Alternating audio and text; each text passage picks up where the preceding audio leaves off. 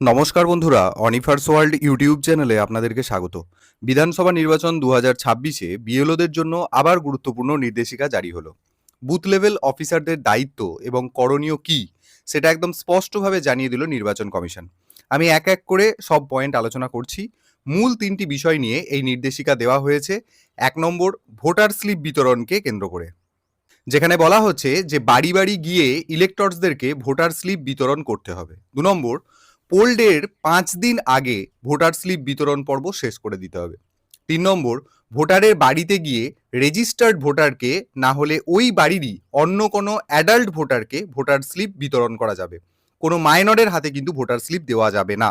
4 নম্বর হচ্ছে, কোনোভাবেই voter slip bulk distribution করা যাবে না, মানে এক জায়গায় ডেকে নিয়ে ডিস্ট্রিবিউশন করে দেওয়া হলো, সেটা করা যাবে না। বাড়ি বাড়ি গিয়েই বিতরণ করতে হবে ইন্ডিভিজুয়ালি ভোটারকে নিয়ে। এরপরে হচ্ছে যে বিএলএ বা ক্যান্ডিডেটের এজেন্ট এসে ভোটার স্লিপ ডিস্ট্রিবিউশনের কাজে বিএলওকে সহযোগিতা করতে পারবে, তবে ভোটার স্লিপ ডিস্ট্রিবিউশন রেজিস্টারে তার সই করিয়ে নিতে হবে।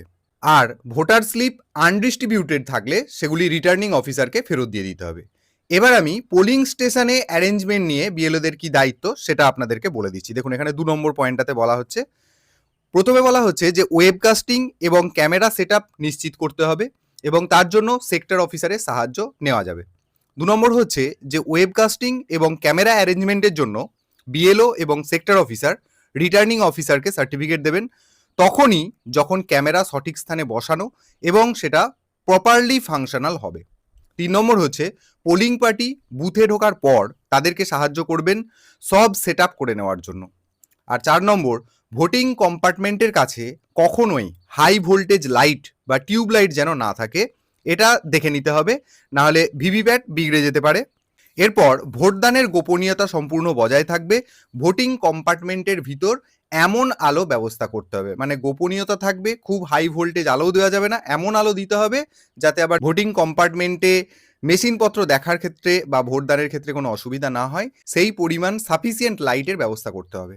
এরপর চলে আসছি 3 নম্বর পয়েন্টে, যেখানে ভোটার অ্যাসিস্ট্যান্ট বুথসের ব্যাপারে বলা হয়েছে। 1 নম্বর হচ্ছে, ভোটের দিনে ভোটারদেরকে সহযোগিতা করতে সহায়তা কেন্দ্র স্থাপন করবেন বিএলও এবং সেটা বড় করে ডিসপ্লে করবেন ভোটার অ্যাসিস্ট্যান্স বুথ এই কথাটা লিখে, যাতে ভোটার এলেই সবার প্রথম আপনার থেকে ভোটের সহায়তা নিতে পারেন আর কি। এরপর ভোটারদের নাম সহজে খোঁজার জন্য A to Z alphabetically roll locator display করতে হবে।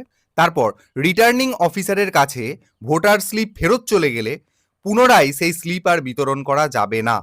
এছাড়াও মহিলা ভোটারদের জন্য প্রয়োজনে মহিলা ভোটকর্মী রাখা হবে, মানে পর্দাসীন বা মহিলা ভোটারদের পরিচয় শনাক্ত করতে প্রয়োজনে মহিলা ভোটকর্মীদের সহায়তা নেওয়া হবে। এবং সবশেষে আবারও পরিষ্কার হলো যে ভোটের দিন ভিএবি ব্যতীত অন্য কোনো কাজে বিএলওদেরকে এনগেজ করা যাবে না এবং কোনো অসঙ্গতি যদি লক্ষ্য করেন বিএলও, সেটা তৎক্ষণাৎ প্রিজাইডিং অফিসারকে জানাতে হবে। ব্যাস এইটুকুই মোটামুটি এই অর্ডারটিতে বলা আছে। আপনারা একটু ভালো করে পড়ে নেবেন। মূল যে পয়েন্টগুলো আমি প্রায় আলোচনা করেই দিয়েছি। তো অবশ্যই বিএলওদের সাথে এই ভিডিওটি সকলের সাথে শেয়ার করুন এবং আপনারা যারা আমার চ্যানেলে নতুন তারা চ্যানেলটিকে সাবস্ক্রাইব করে নিতে ভুলবেন না।